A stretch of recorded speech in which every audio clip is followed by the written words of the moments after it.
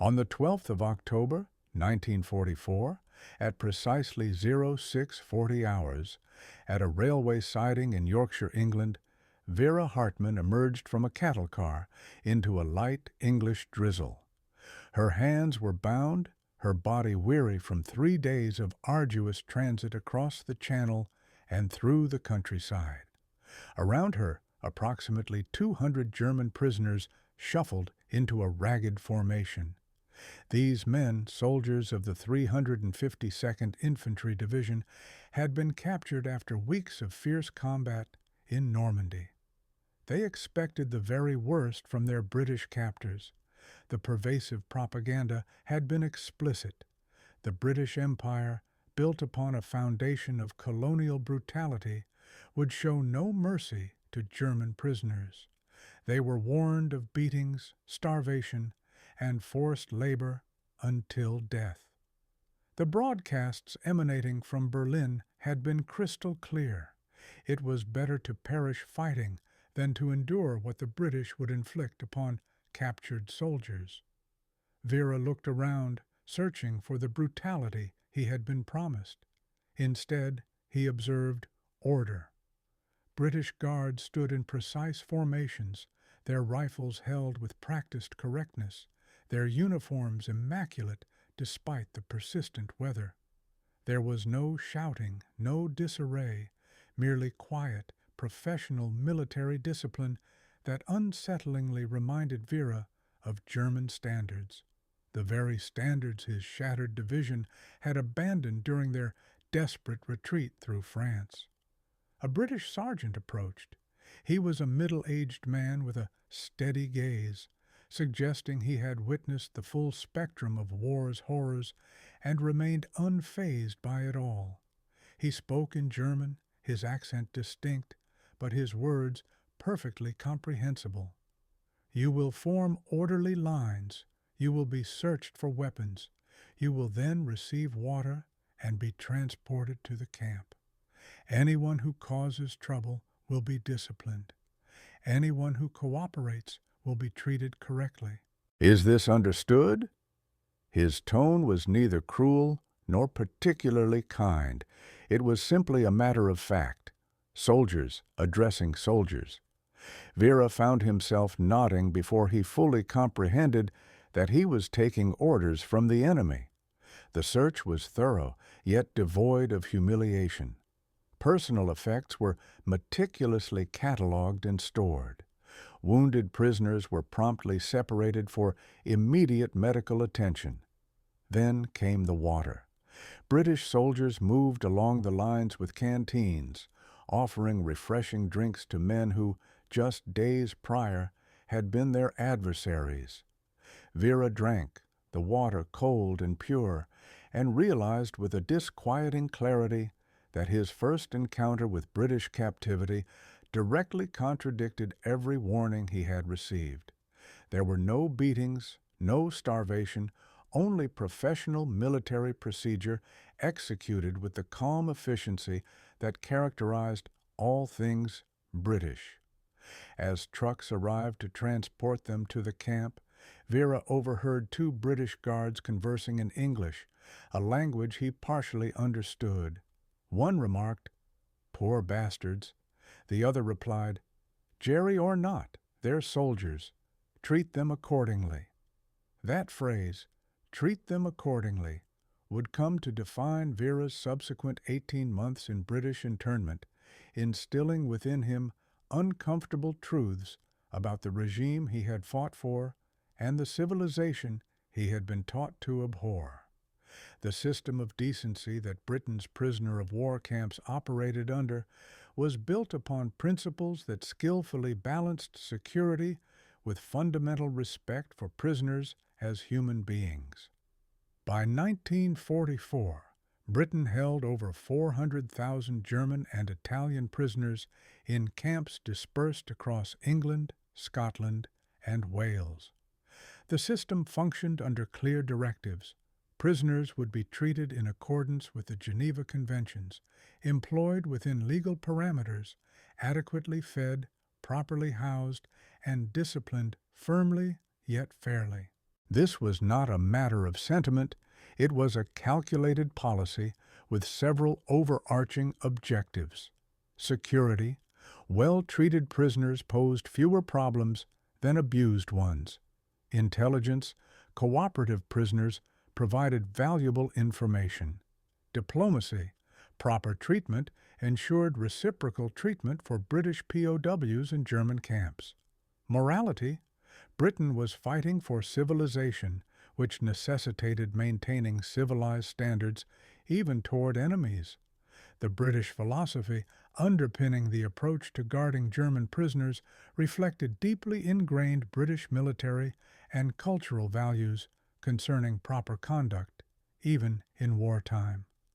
British guards, many of whom were veterans of campaigns in North Africa, Italy, or France, operated under explicit directives that emphasized maintaining discipline without descending into cruelty.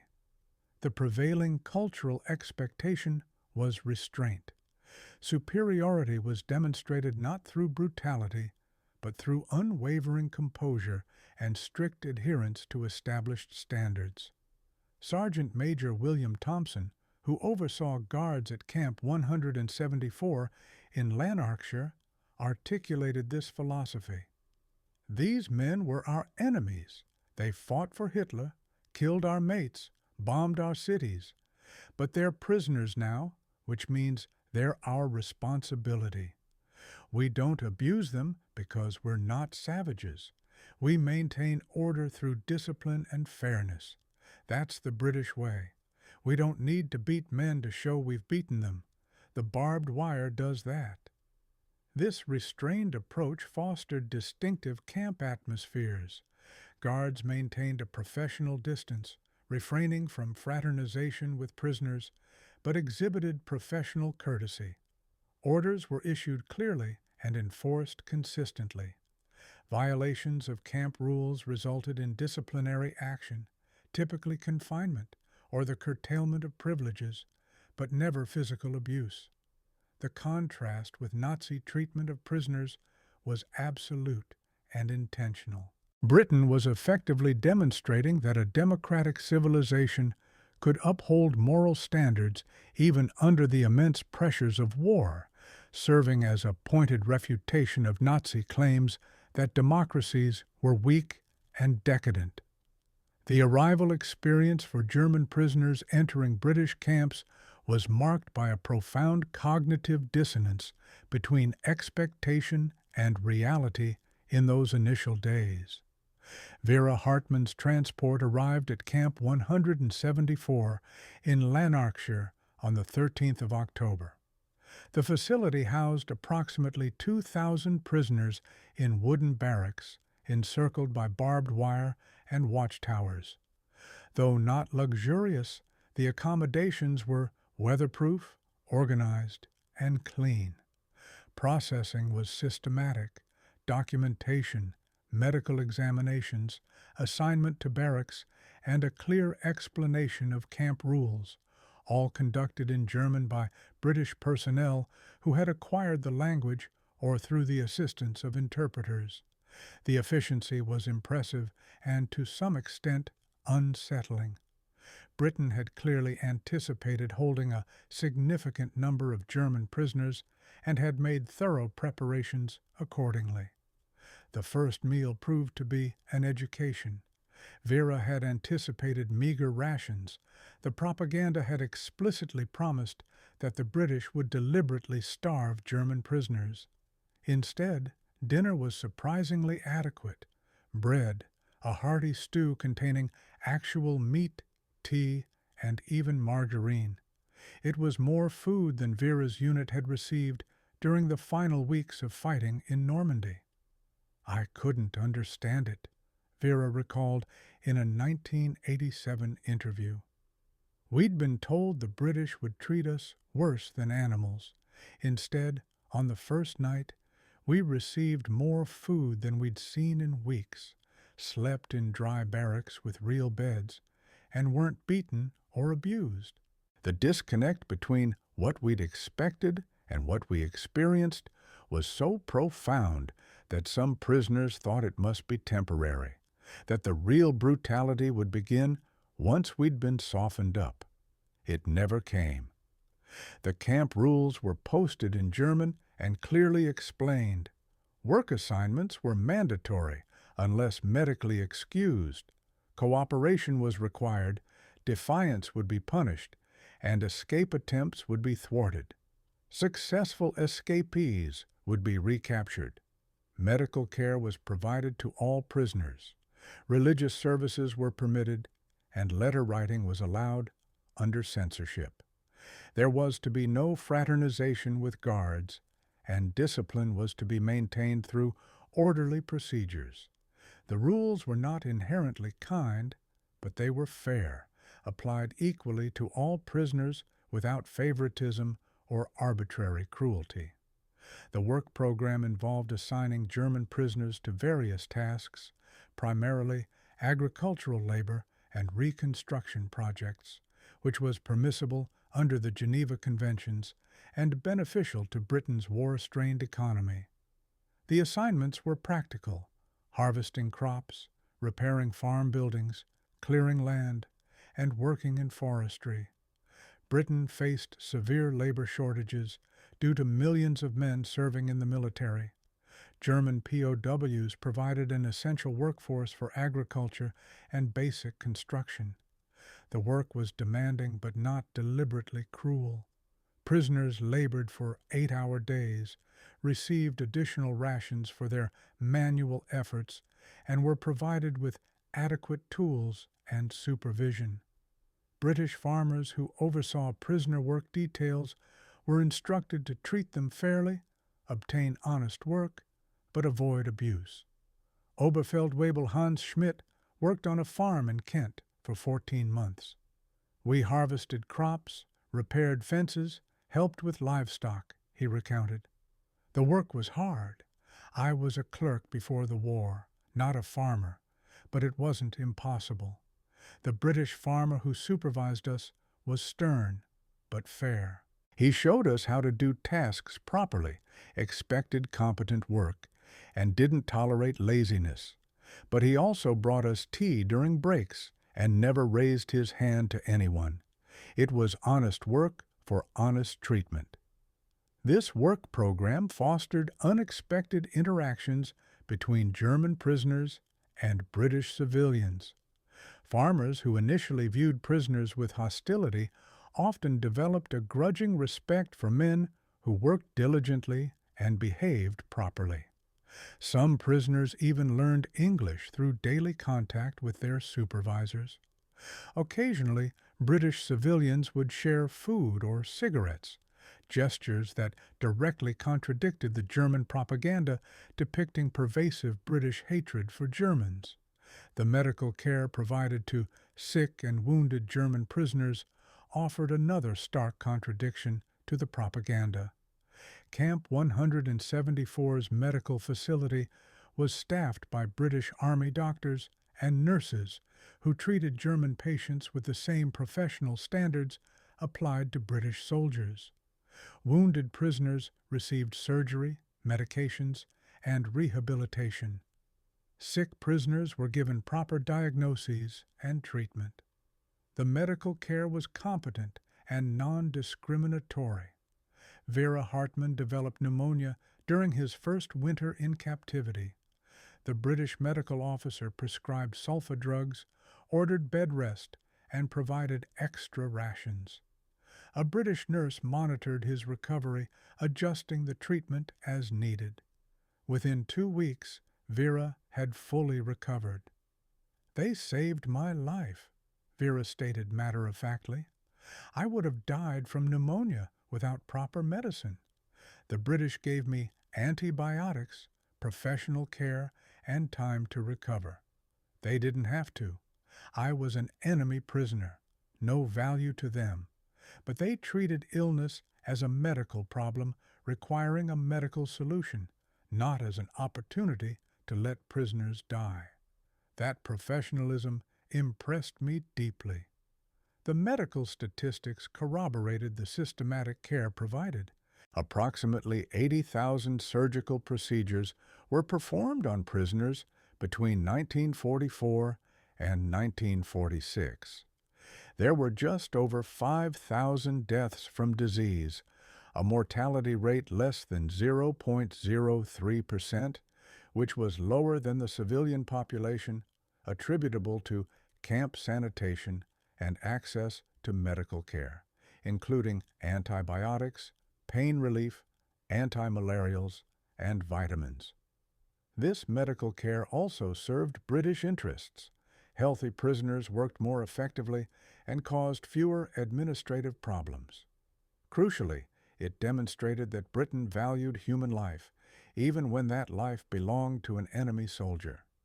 The restraint exercised by the British Guards was what most profoundly impressed the German prisoners, not necessarily kindness, but a consistent, unshakable restraint in circumstances where cruelty might have been understandable.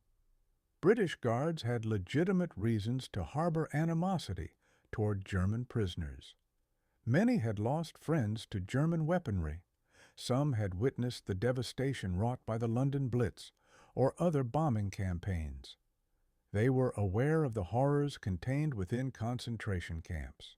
Yet, they maintained professional distance and dispensed fair treatment. When a British guard at Camp 174 struck a German prisoner during an argument, the guard himself was disciplined, reduced in rank, and reassigned. The camp commander explained to the assembled prisoners, "That man violated military discipline by losing control. In the British Army, we maintain standards regardless of circumstance. You will be treated correctly not because you deserve it, but because we demand it of ourselves." This self-discipline, treating prisoners properly because British standards required it, rather than because the prisoners earned it, was psychologically devastating to the Nazi propaganda that portrayed democratic nations as weak. German prisoners could not interpret this consistent fairness as weakness when it was demonstrably backed by military competence and unshakable authority. Sergeant Major Thompson elaborated on the philosophy. "These men fought for evil, yes. They killed our soldiers, yes, but we don't lower ourselves to their level. We demonstrate superiority not through cruelty, but through maintaining civilized standards they abandoned. When a German prisoner sees British guards treating him fairly despite having every reason to hate him, that teaches him more about civilization's strength than any beating could." The Christmas service in December 1944 brought an incident that perfectly crystallized the British approach to German prisoners.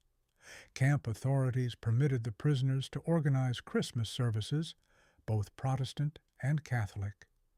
German prisoners decorated a barracks with improvised ornaments, gathered for religious observance, and sang traditional hymns.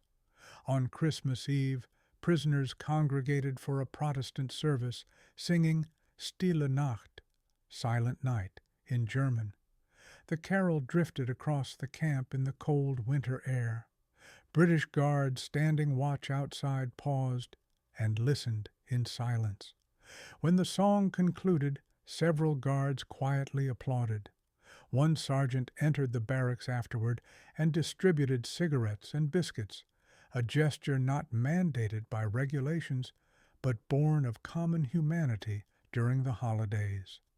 Vera Hartman remembered the moment vividly. "We were singing about peace and hope while imprisoned by enemies we had tried to kill. The British guards could have mocked us or forbidden the service. Instead, they respected it. When that sergeant came in with cigarettes saying, 'Happy Christmas, lads,' I understood something fundamental had changed. These weren't the barbarians we had been taught to expect. They were civilized men treating defeated enemies with a dignity we hadn't shown anyone during the war." The Christmas service became emblematic of British camp policy. maintained security and discipline, but recognized the prisoner's humanity within those constraints. It was neither cruel nor soft. It was simply decent. The letters home that German prisoners were allowed to send created opportunities for the collapse of Nazi propaganda to spread beyond the camps. The letters described adequate food, fair treatment, and humane conditions, directly contradicting Nazi broadcasts about Allied brutality toward prisoners. When families in Germany received letters stating their captured relatives were healthy and being treated correctly, it undermined any remaining faith in Nazi pronouncements. Vera's letter to his wife in December 1944 stated, "I am well and healthy. The British treat us fairly. We work, we eat, we are not abused. Everything we were told about British cruelty was propaganda. I am safer here than I would be continuing to fight. Do not believe what you hear from Berlin about POW treatment." His wife, living in a bombed-out Hamburg, shared the letter with neighbors. The information rippled through her community. If Nazi propaganda about POW treatment was false, what else were they lying about? The atomic weapons, the promises of miracle victories, the justifications for continuing a hopeless war. British authorities understood the strategic value of these letters. Allowing prisoners to write home served intelligence purposes. Censors learned about German morale and conditions, and psychological warfare objectives were met by undermining Nazi propaganda among German civilians. The transformation extended beyond mere treatment. Captivity in British camps fostered ideological transformations among many German prisoners who compared their treatment with Nazi principles. The transformation process was gradual. The initial shock at humane treatment gave way to grudging acceptance that the British were not the monsters propaganda depicted. This opened them to questions. If that propaganda was false, what else was a lie? The racial theories, the claims about Jewish conspiracies, the entire ideological foundation of the regime they had fought for. Hans Schmidt described his evolution in the camp. "I had time to think without constant propaganda reinforcement. I saw the British treating us fairly despite having every reason to hate us. I talked to other prisoners who admitted Nazi ideology was bankrupt. I read British newspapers, heavily censored, but still providing information we had never received in Germany. Slowly, painfully, I rebuilt my understanding. I had fought for evil. I had believed lies. The British who defeated and imprisoned me were more honorable than the regime I had served." British authorities recognized this potential for transformation and eventually implemented formal re-education programs. However, many prisoners had already abandoned Nazi beliefs simply by experiencing British fairness in contrast to Nazi brutality. The voluntary stays offered when German prisoners began repatriation in 1946 and 1947 saw thousands volunteer to remain in Britain temporarily to continue agricultural work. The British government, facing continued labor shortages, permitted these prisoner volunteers to stay as civilian workers. Approximately 25,000 former German POWs remained in Britain through 1948, working on farms and in reconstruction projects while living in civilian housing. Hans Schmidt was among them. "I had nothing to return to," he said. "My city was rubble. My family scattered or dead. Britain offered work, housing, and the possibility of rebuilding a life. Many of us stayed voluntarily. We had been treated fairly as prisoners. Perhaps we could build futures here as workers." This voluntary retention demonstrated the success of British policy. Prisoners treated fairly became willing workers. Men who had fought against Britain chose to remain and contribute to British recovery. The transformation from enemy prisoners to voluntary workers validated the theory that decent treatment fostered cooperation. The British self-image, the restrained, fair treatment of German prisoners, reflected and reinforced Britain's self-conception regarding its national character and civilized values. Britain saw itself as a bastion of civilization against barbarism, maintaining civilized standards in POW treatment even when dealing with enemies who had fought for an explicitly barbaric regime, confirmed this self-image. British fairness to German prisoners demonstrated moral superiority far more effectively than cruelty would have. This was not naive idealism, it was a calculated demonstration of civilizational strength. By treating prisoners properly, while Germans treated Allied prisoners and their own populations brutally, Britain proved which side represented civilization and which represented barbarism. Captain Robert Ashford, the camp commander at Camp 174, articulated this clearly. We are fighting to defend civilization against Nazi barbarism. If we abandon civilized standards in how we treat prisoners, we have lost what we are fighting to preserve. Our restraint, our fairness, our adherence to rules, even when dealing with men who fought for evil. This proves we are right, and they are wrong more clearly than any propaganda could. The moral victory achieved through the British treatment of German POWs represented a strategic triumph beyond the military defeat of Nazi Germany. Britain demonstrated that civilization could maintain moral standards under the pressures of war, and that a democratic society could fight a total war without abandoning civilized values.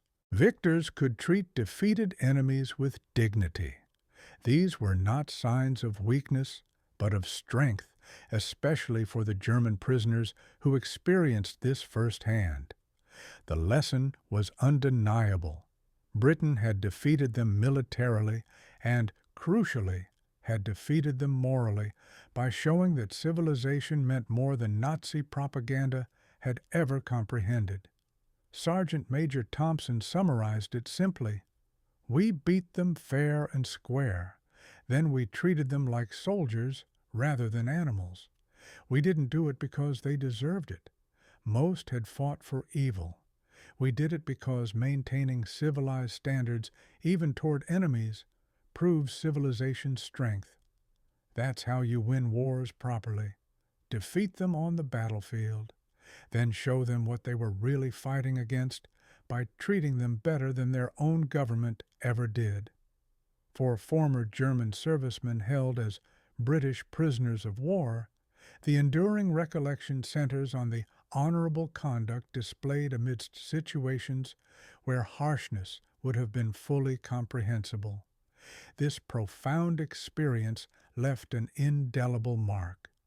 Ver Hartmann, who passed away in 2001, consistently stayed in touch with those British servicemen throughout his lifetime. During an interview conducted in 1995, he offered his perspective, stating, "The British forces possessed every legitimate reason to treat us with extreme harshness. We had been adversaries, responsible for the deaths of their servicemen, and had supported a regime that perpetrated horrific acts. They had ample moral grounds for retaliation. Nevertheless, they extended to us a resolute impartiality which imparted a deeper understanding of civilization than 12 years of Nazi indoctrination ever could. That capacity for self-control, that steadfast commitment to principles, even when confronting adversaries, demonstrated genuine fortitude. I came to grasp the true essence of democracy and civilization, not through academic study, but by being confined by individuals who embodied these principles, even towards those who had been their enemies. The serene decency observed in British POW camps, the rain-soaked enclosures where German captives were provided with sustenance and just treatment, where custodians maintained order through structured discipline rather than intimidation, and where opponents were regarded as vanquished soldiers rather than dehumanized offenders, served as a compelling illustration of civilization's inherent robustness. Britain conclusively demonstrated that even during a comprehensive conflict against an unequivocally malevolent regime, nations upholding civilized standards could preserve them. The somber English dawns, during which German detainees received sufficient provisions and equitable consideration, conveyed a truth far more potent than any form of propaganda. This truth underscored that true strength encompasses restraint, that triumph does not necessitate retribution, and that according deference to defeated adversaries signifies a higher degree of civilization than any act of barbarity could ever achieve. For the countless German soldiers who anticipated cruelty but encountered fairness, who braced for deprivation but received ample sustenance, and who feared maltreatment but experienced professional handling, the British detention facilities became their inaugural genuine exposure to a functioning civilized society. And for Great Britain, the effective stewardship of 400,000 enemy combatants, with exceptionally low fatality rates and the eventual conversion of many into willing laborers and proponents of democratic ideals, unequivocally proved that civilized tenets were not a sign of weakness, but rather the very bedrock of enduring success.